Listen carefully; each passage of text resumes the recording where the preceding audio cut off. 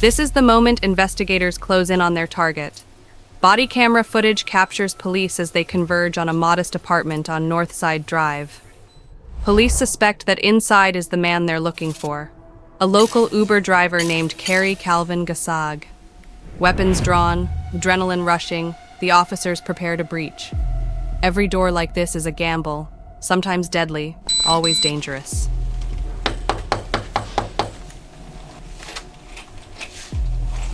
U.S. Police, show me your hands. Come on up. Come on up. Hello, family. I'm not getting fucked with those. Plane, okay? Thank you. Everybody's okay? I'm sorry to scare you like this. We're explaining in a minute. We have to do a job. We're not 100% sure we're right. Hi, how you doing? I just don't like my kids. Yeah, I know. We're scary. I know, but we'll talk in a minute, okay? What officers haven't yet told Gasag's shocked wife and children is that less than 24 hours earlier, a tourist webcam had captured something horrific at Key West's most famous landmark. Something that led officers straight to their door.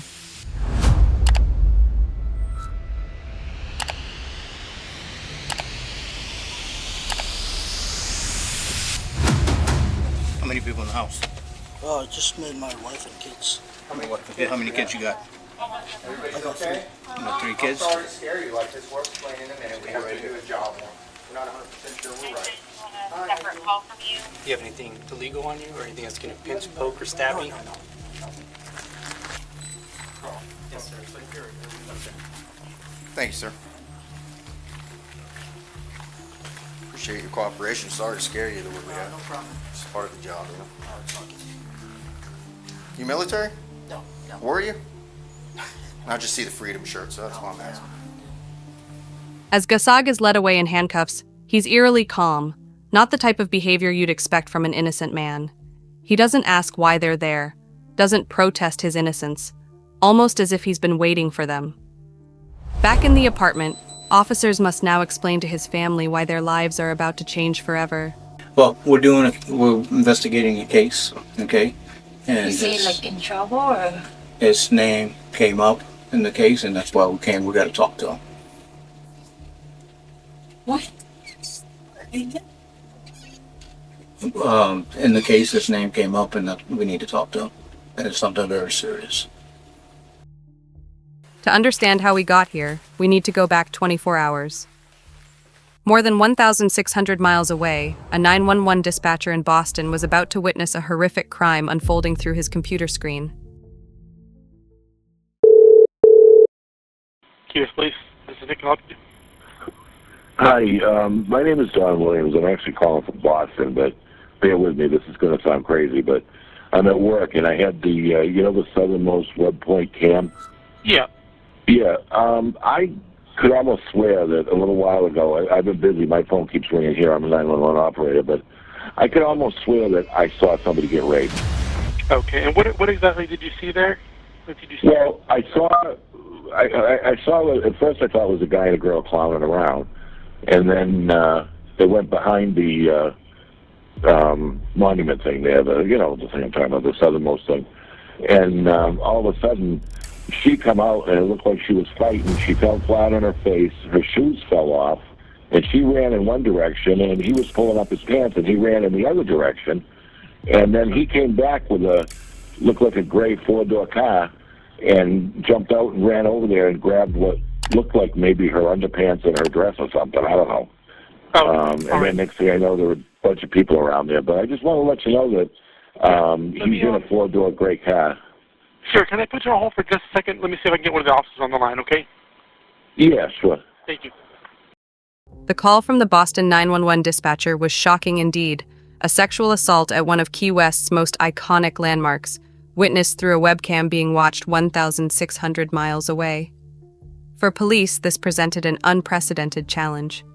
Somewhere in their city, a victim needed help, but they had no name, no description, and no way to know where she might have fled. Where would they even begin their search? Then, just as investigators were trying to piece together this bizarre report, another call came in. Key West Police, this is Angela. Hello, this is Julio Garcia. I'm the night manager here at Southernmost Beach Resort.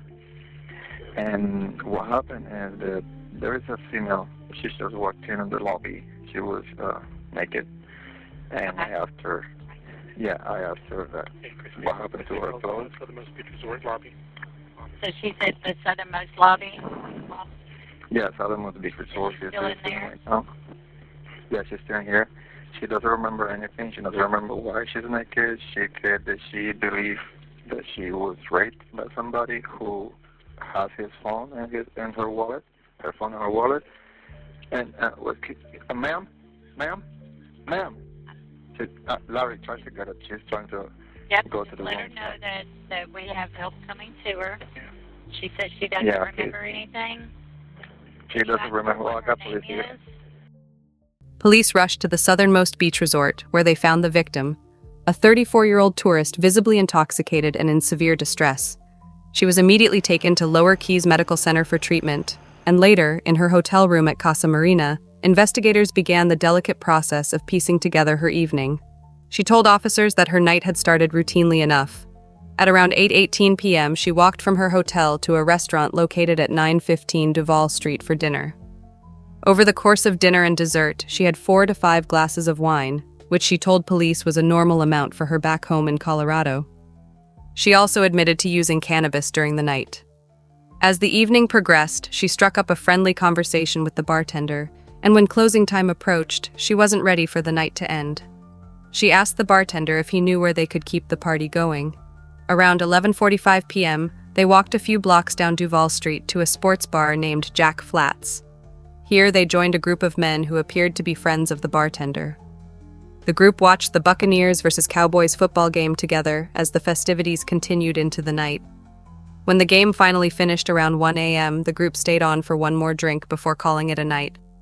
The woman told officers that here's where everything becomes a blur. Her next memory is fragmented, terrifying flashes of being attacked near a tree. Though she couldn't identify her attacker, she was certain of one thing: it wasn't the bartender who had brought her to the Jack Flaps. Police were eager to identify the attacker and immediately focused on the live webcam footage from the southernmost point. The video was clear. It showed the assault and captured the silver Nissan Rogue's license plate number. Using law enforcement databases, investigators quickly traced the vehicle back to Carrie Calvin Gasag. Did you see him last night? When he left? Or when he came back? I mean, what time did you see him? No, we went to bed. What time did he leave?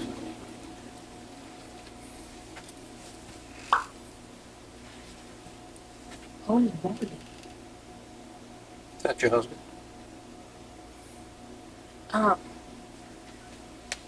Is he gone crazy or what? I know it's a little frightening, but Where's that at? It's downtown. That's why we just want to let you know what's going on.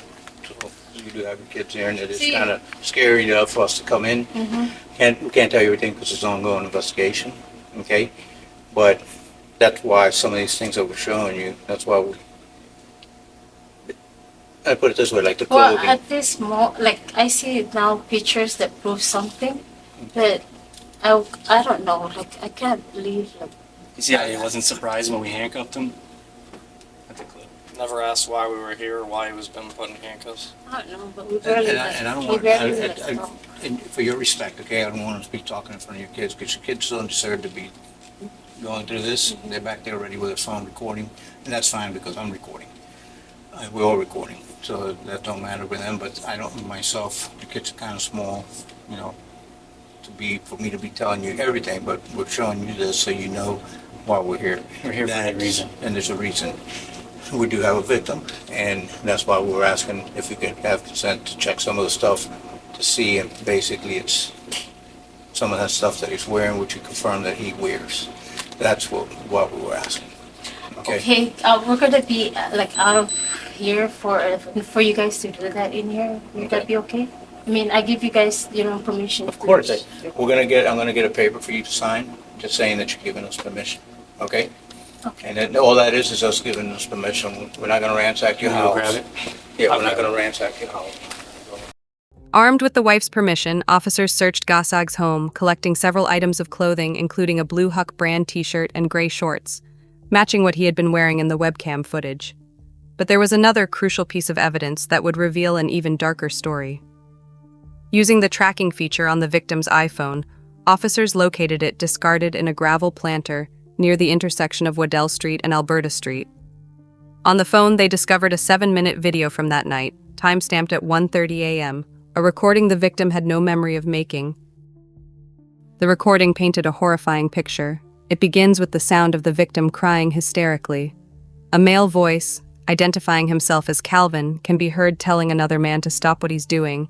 Through the chaos of multiple voices, both in English and Spanish, it becomes clear she is being sexually assaulted.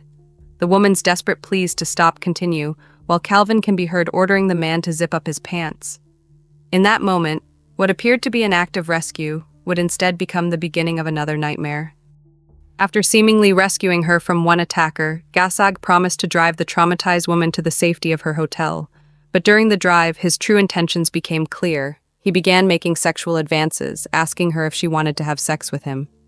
When she adamantly refused and demanded to get out of the car, Gasag instead drove her to the southernmost point buoy, where she became a victim for the second time that night.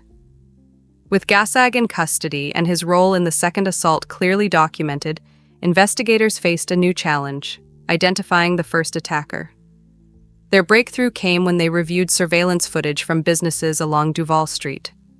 Cameras from Margaritaville captured the victim walking alongside a man in a maroon dress shirt at 1:13 a.m., just 17 minutes before her first assault. Using law enforcement databases and the distinctive physical features visible in the footage, detectives were able to identify the man as Jorge Calderon Nunez. He was a 32-year-old commercial fisherman originally from Colombia and had encountered the intoxicated victim as she made her way back to her home. Under the guise of ensuring her safety, he offered to accompany her back to her hotel. Instead, he would sexually assault her near Fleming Street, only to be interrupted by Gasag's arrival. When shown photos of Calderon Nunez, the victim confirmed he was her first attacker. After positively identifying their suspect, investigators discovered Calderon Nunez worked as a crew member on fishing boats at Stock Island. On September 17th, detectives made their way through the maze of docks at Safe Harbor Marina, finally spotting their target aboard a vessel. As police moved in to make the arrest, body cameras captured the dramatic moment they cornered their second suspect. Key West Police, Jorge, come over here now. Come over here now. Turn away from me. Hands behind your back. Do it now.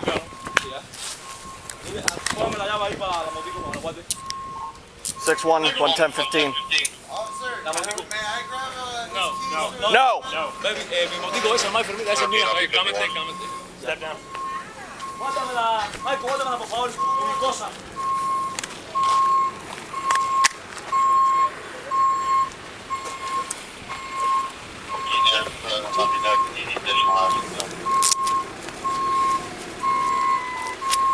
Gary's been coming work, 1013, one in custody. Give me a 37.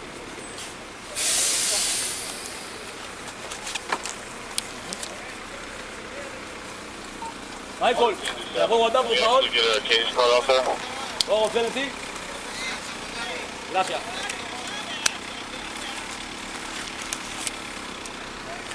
¿La licencia es tuya? ¿La aquí? Sí. Ahora el teléfono. The B5 or 6 officer of the cage car out the stuck out. After taking Calderon Nunez into custody, detectives interviewed him about the events of that night. When questioned, he claimed he couldn't remember what happened, blaming alcohol for his memory loss. But when shown the surveillance video of him meeting the victim on Duval Street, his demeanor changed. He acknowledged that it was indeed him in the footage, quickly adding that he doesn't remember any non-consensual activities. Even when shown the cell phone video evidence, Calderon Nunez continued to maintain his innocence, claiming that he didn't see anything wrong with a woman crying and a guy talking. The evidence against him, however, would prove damning. DNA testing of the victim's clothing revealed a match to Calderon Nunez. They charged Calderon Nunez with sexual battery, alleging he was involved in the initial attack on the victim before she was further assaulted by Carrie Calvin Gasag. Meanwhile, the case against Gasag was even more damning. He was charged with sexual battery, false imprisonment, and tampering with evidence. He initially claimed the sexual encounter was consensual, but the video evidence and victim's statement contradicted his account. He eventually accepted a plea deal with the state and was sentenced to 10 years in prison, followed by 5 years of probation. Calderon Nunes continues to maintain his innocence and is currently awaiting trial,